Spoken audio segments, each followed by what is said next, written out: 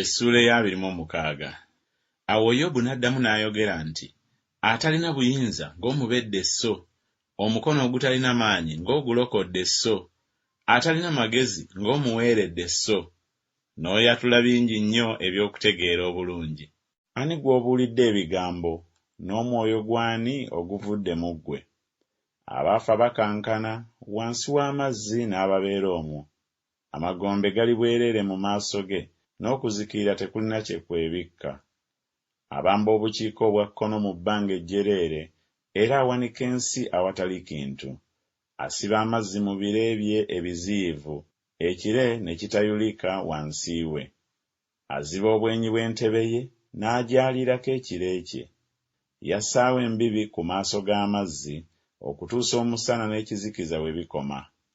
Empagi ez'eggulu zikankana ne zeewuunya olw'okunenya kwe.